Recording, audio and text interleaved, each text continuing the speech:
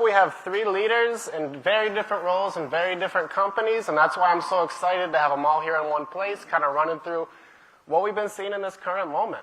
We have Marco Argenti from Goldman Sachs, Jacqui Canney from ServiceNow, and John Roese from Dell. And so, you know, as we were talking about, 2025 is when AI tech's really in deployment. I mean, it's real at this point. It's not a hypothetical. And so I think I always love to start with just, you know, give us one kind of cool, tangible example of how you're using it today. And I'd love to start with you, Marco.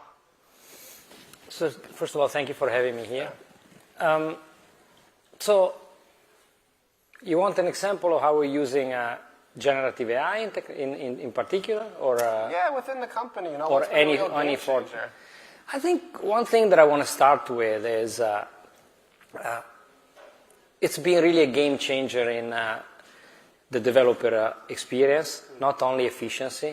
I think there is more profound implications of generative AI than just thinking, hey, you know what, my developers are going to be 10%, 20% more efficient. It actually redefines what it means to be an engineer. It just requires a whole set of new skills.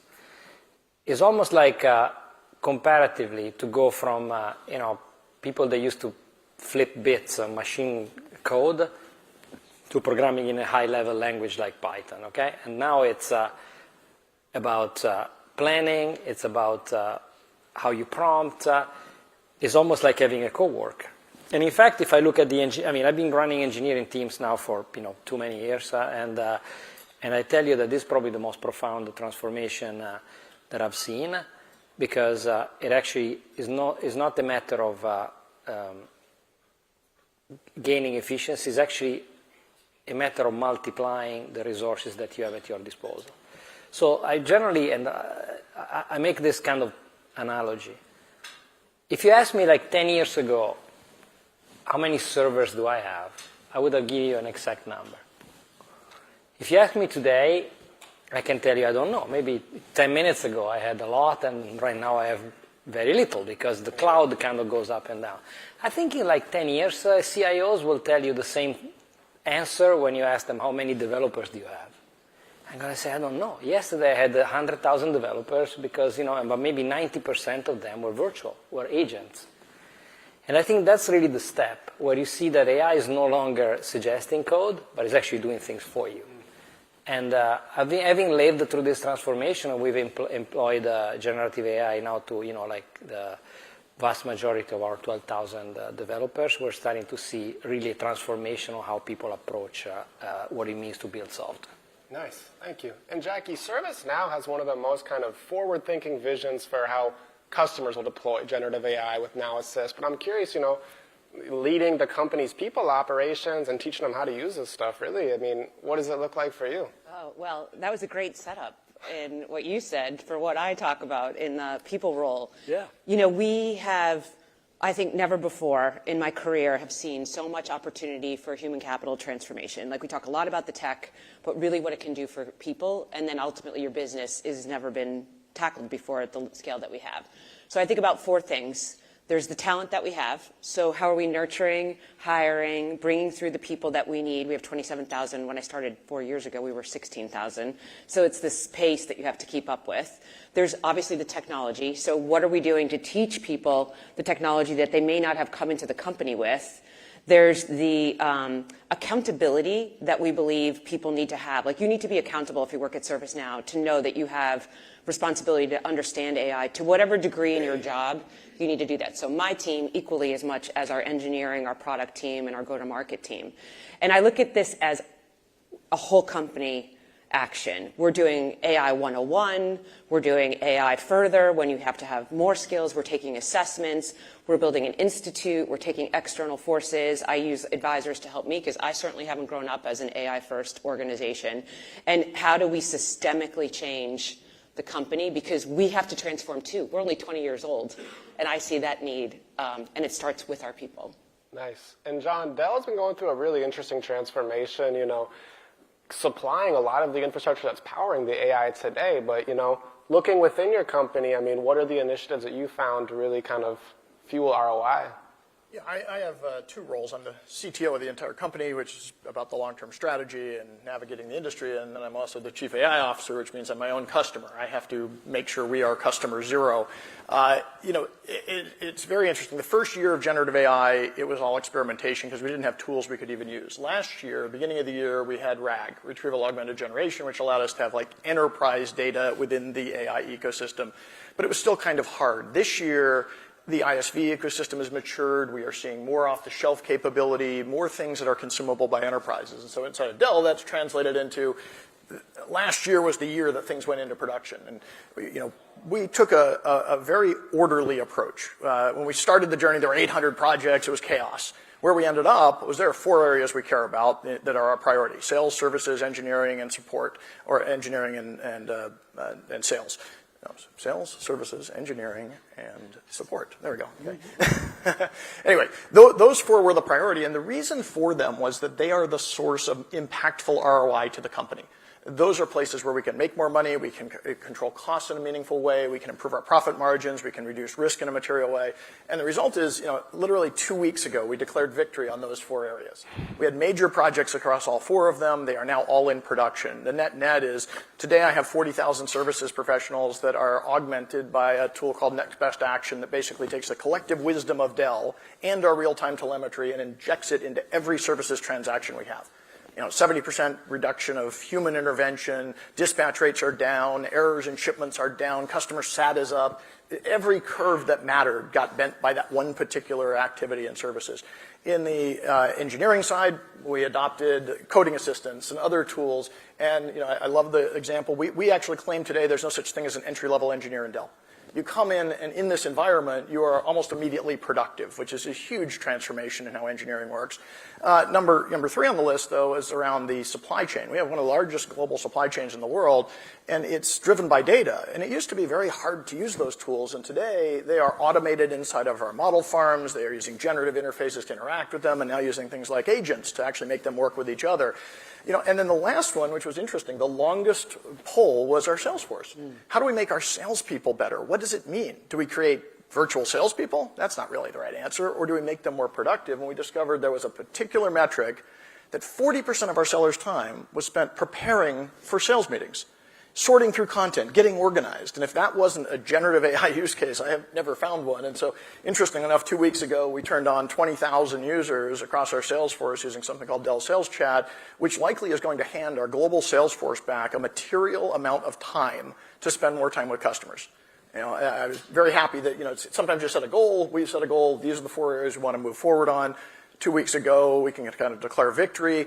And the material impact on the company has been significant. You can look at our performance. We had our earnings call last week, and you can see our revenue's up and our costs are down, which is a very interesting thing. And it's not all technology, but people, processes, and technologies are becoming a really significant lever to improve productivity of enterprises like ours. Super interesting.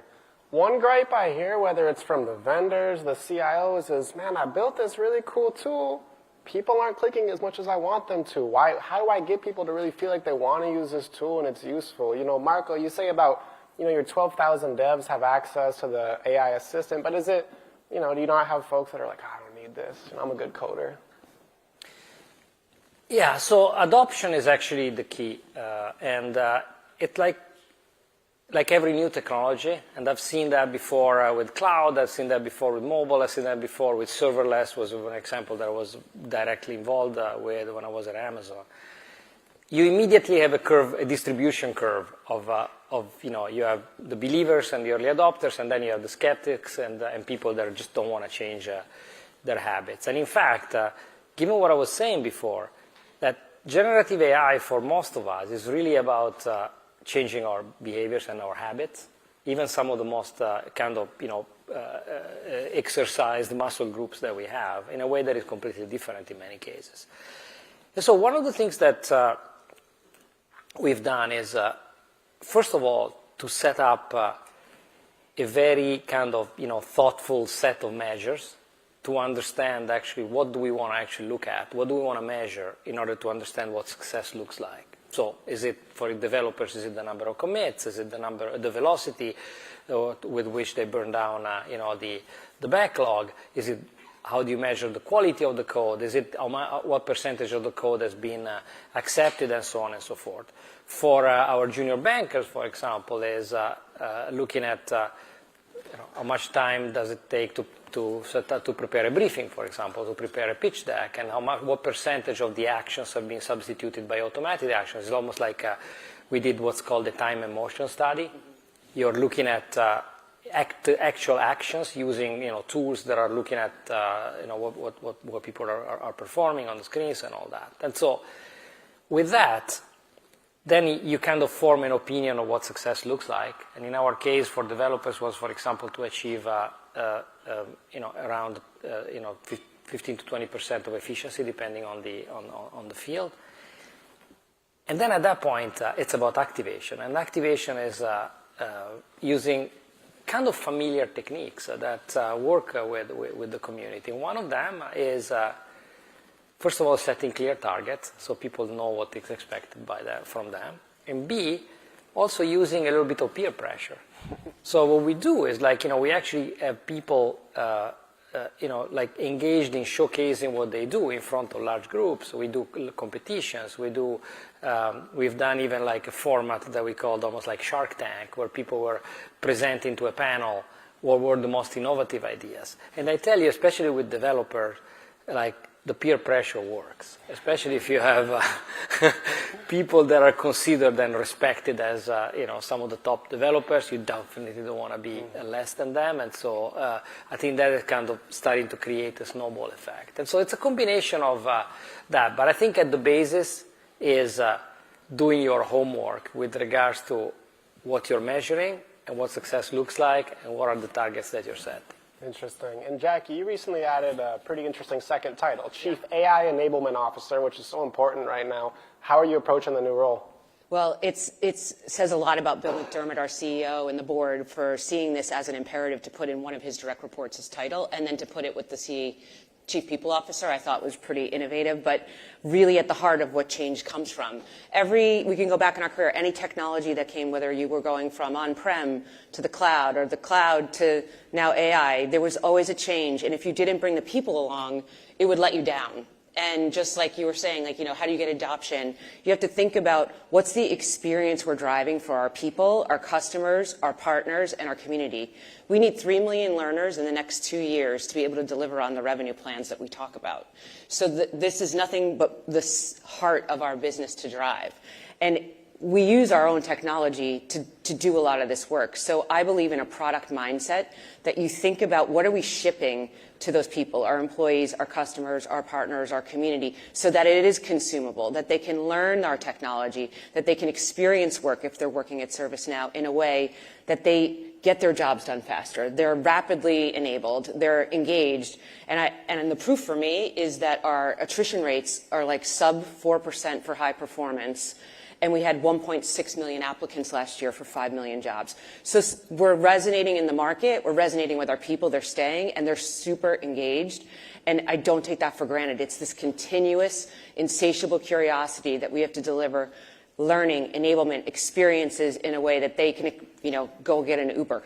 And that's not easy to do, but it's absolutely at the heart of what we need to do. Is it all carrot, no stick? So it's always just, hey, look how cool this tool is. It's never, hey, if you're putting together a pitch deck, you gotta use some element. There's definitely some sticks, I have to say, and including in my own team. I hold the bar for the HR team just as much as we do for the rest. And there's often a quicker way. It doesn't matter what generation you're from. Everybody has the same levels of ability to be curious. And the ones that show design thinking, that get the products right, that deliver on their ROI, their P&Ls, they are the winners, and we are high performance. There's no shying away from that. But it is a culture that I'm trying very hard to create that you can experiment and try. We have use cases that fail, that succeed, but keep showing progress. Nice. And John, you mentioned, 4 kind of pillars. I'm curious of these, which job has changed the most?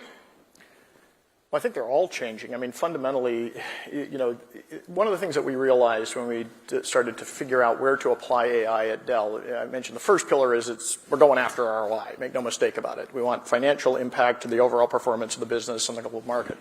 But right behind that, the second thing was we didn't want to apply AI to processes that weren't the processes we wanted going forward. In fact, one of the mistakes people make today with generative AI is they use these tools to hide a bad process, to augment something that is wrong. Like if you have an army of people just literally transferring data between one system and another because you haven't figured out APIs, putting a generative AI system on top of that is just masking a fundamental problem. So we had another dimension, which was something called Modern Dell, which is we asked and answered this question of, are these the processes that we want in the future? And fundamentally, I will not implement an AI project if it hasn't gone through that process, if it isn't aligned to a process that I really care about. And it turns out when we do that, the value is when you actually lean out a process and ask the question of how it should work in the AI era, you end up with a way easier process to apply AI to as opposed to kind of hiding and fixing the sins of 20 years of legacy. And so and because of that, all four of those areas which meet that criteria have changed profoundly.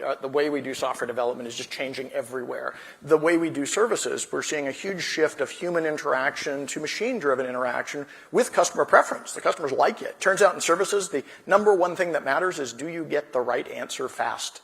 They don't care if it's a chatbot or if it's a person. They just want the right answer. And if I can make them equally good at it, they bias towards the one that's easiest to consume. And that has a huge impact on supply chain.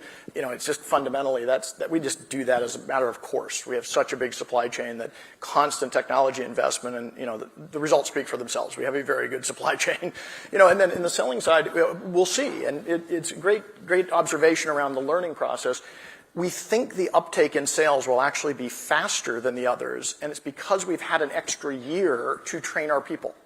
We ran something called Dell AI Fundamentals, and it was an optional course. It was 4 modules, took actually a reasonable amount of time. We put it out to the whole company, said, you don't have to do this, we'd like you to. 100,000 people did it. And it took reasonable time. We wanted people to understand what RAG was and what an LLM was and why these things work.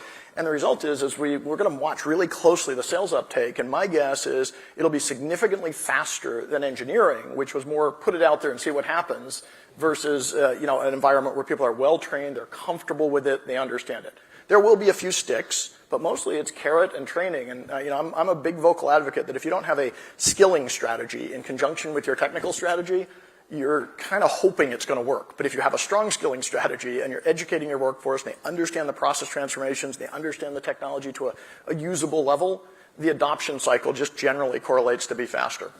Nice. Marco, you're leading developers in a pretty highly regulated industry. Most people in here also in regulated industries. How does that impact the way you approach it?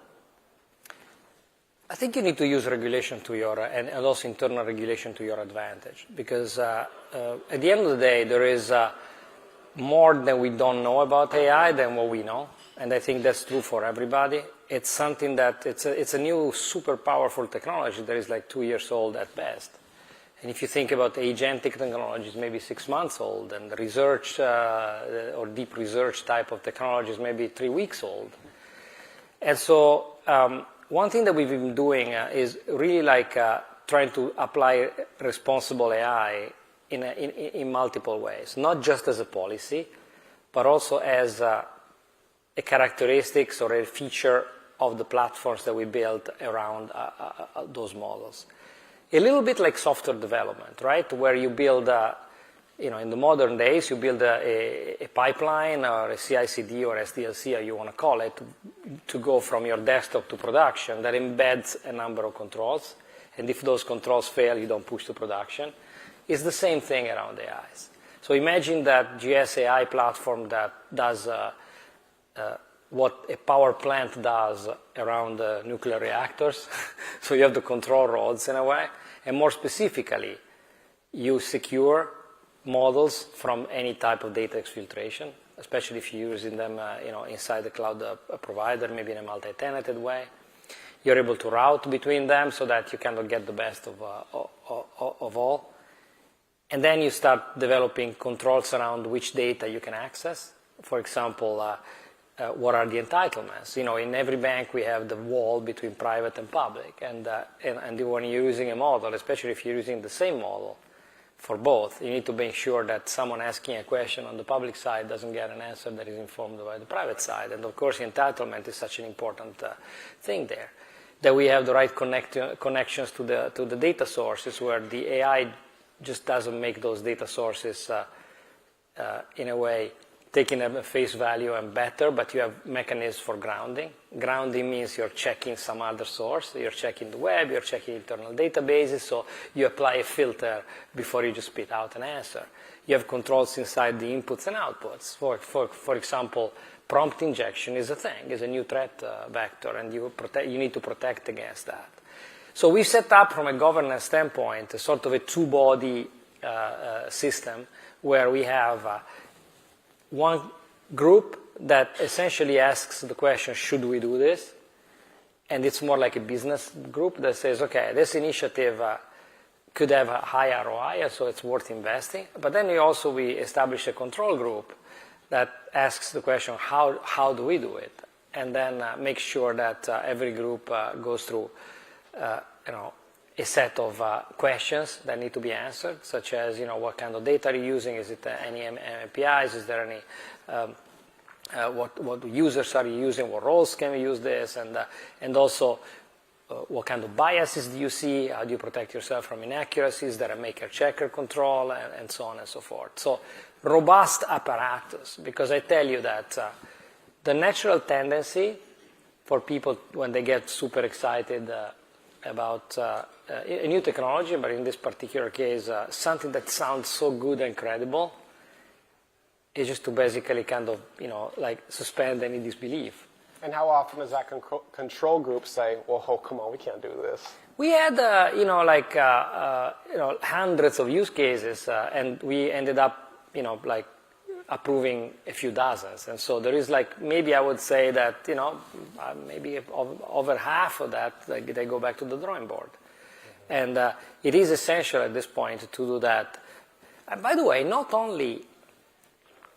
matter if you're regulated or not, you need to self-regulate around AI. That is my single, piece of advice that I want to just offer to you. Because, those AIs make things really credible, really plausible.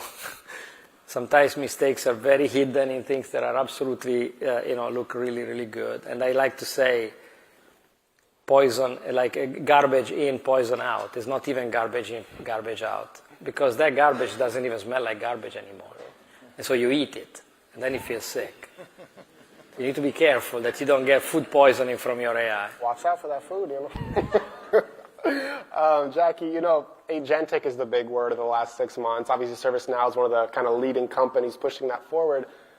And, the promise of agentic is that, there's some workflows that AI can kind of do itself. You don't need a human watching it the entire time. Within the company, what are you comfortable saying, all right, agents can handle this. We don't need someone just poring over it at all moments? Yeah, so similar to what Marco talked about, we have governance and ways of sifting through these use cases as well. And we have had a good number of customers, almost 1,000 in just the last few months, that have signed up for agentic AI products. So we have adoption happening outside. And I think a lot of our customers are looking to us to how to think about that. And we're really pushing the envelope. There's opportunity where we've used AI and generative AI in the example of an HR business partner to assist them to what's the next best action, maybe about a person or what they should be doing. But now there's an opportunity where that can close the loop on the decision and say, not only is this person in your team ready to be promoted, they've demonstrated that they have skills, now they're going to get a raise, this is their new title, and it's closed. So creating a system where agentic AI can make that great is where I see the future for a lot of our work, particularly in HR, and I don't think it's that far away. Nice. Now, John, I think a lot of people, when they think about, hey, we're scaling up AI, they assume that their public cloud bill goes up. They're going to throw a bunch of money at AWS, Oracle, or whatever, but, Dell sells the AI infrastructure in many cases, and you're your own customer. And so I'm curious, how do you optimize cost when you're running a lot of this stuff on-premise? Well, first of all, running it on-premise is almost always lower cost because you have control over your infrastructure. Now, the cloud era was great for certain things. If you have a workload that might be gigantic one day and zero the next day, having a flexible consumption model is a great idea. Our experience has been when you AI enable your service motion and you start deploying not just chatbots but agents, which are orders of magnitude more resource intensive, these things run at high utilization levels for a long time. They don't stop working periodically unless you have no support problems, which is very unlikely. And so when you start talking about high utilization, the need to access your proprietary data directly, doing that all within an environment that you can control that's dedicated to you, just fundamentally has always had foundational cost advantages.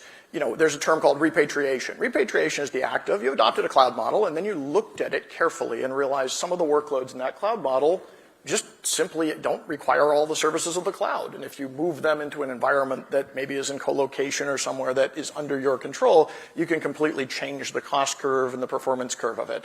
That's going to be the world of AI. It will be a multi-cloud world. There will be public clouds. There will be private environments. There will be edges. There will be devices now for the first time with AI PCs that are all part of that end-to-end infrastructure, and picking and choosing where you run things from a performance perspective matters, from a cost perspective matters, and then the biggest issue is it matters from a regulatory and risk perspective. This is really incredibly valuable activity that you're describing. In fact, you know, I'll give Jensen some credit for a comment he made a couple of years ago. He talked about, you know, what is an enterprise? And he said an enterprise is two things. It's proprietary data and unique skills. That's what makes an enterprise an enterprise. First generation of AI with chatbots, it unlocked the proprietary data. The purpose of a chatbot, a RAG-based system, is to take proprietary data and make it generative. Great, we did that. The purpose of agents is to take those unique skills and digitize them. And when you do that, you are talking about an incredibly strategic asset that you need to maintain control over. You need to make sure it is something that you can preserve and reclaim if you need to. And so as we think about the strategic nature of AI, it's not just the cost equation. It's the control aspects of it. It's the ability to basically make sure that this system that is going to become the engine of your enterprise is fundamentally under your control, is predictable on the cost structure, and is working on your behalf. Doesn't mean you won't use public clouds. It just means that you have to be very, very thoughtful and strategic about your infrastructure choices in the AI era. This is way different than deciding to run a database in a container on a public cloud. Yeah. And Jacqui, I want to come back to you. As a chief people officer, there is so much talk around how does AI change our labor force planning? How is it for you all? Is it we need more salespeople, less engineers, vice versa? How do you think about it? Yeah, we invest quite a bit in early in career talent too, which is another question I often get. And I think philosophically, you have to decide as a company, what is your structure for resourcing? We will always have a place for early in career. It's not something we're looking to, sort of take out of the pyramid, but to your point, make them productive the day they get there. So how are you taking everybody who joins your company, whether they don't have experience working, but they have great intelligence and desire and want to grow, or is it somebody that you're pulling out of another company that's never worked in your company? The shortening of that time in a technology company, a retailer, anyone is gold. It's money for the bottom line and the top line. And I think that's how we have to think about a workforce plan. Now, you can't think about a workforce plan without AI, because I think that would be naive, because it is taking parts of jobs. So again, who are you hiring? How are you hiring them? What are they learning? How are they training? How are they ramping very quickly? And that's your measure of what I think the new workforce model will be. Nice. And Marco, I hear some companies tell me, oh, well, we don't need entry-level engineers anymore. We'll need senior. And some say the opposite. I mean, how do you think about the way you'd hire differently in the age of co-pilots and that? First of all, I'm very excited about kind of the new generation. I have a 20-year-old daughter, and I tell you that she's more of an AI expert than I can possibly be. Because a lot of the kids in school right now, they actually, the more forward-looking, they know how to use AI every day in a very effective way. They're fantastic prompt engineers. And so I think I'm actually very excited about sort of the new generation coming in. And I think the answer to your question is more like a question itself, which is how do you define junior and senior? And to me, that is more like you plus your AI. How senior is that combo? And you could be, maybe you worked for a year, but you're so good at AI, and your AI that you're using has been trained on so many years of people's work that you might be able to be more effective than someone that has been there for 5 years and maybe doesn't know AI that well. And so we need to start thinking about AI plus human combo when you're evaluating performance. And then that combo, at that point, gives you a new definition of seniority, in my opinion. Awesome. Well, thank the three of you so much. Super interesting chat. Marco Argenti, Jacqui, Canney, and John Roese. Thank you so much. Thank you so much. Appreciate it. Thank you. Thank you.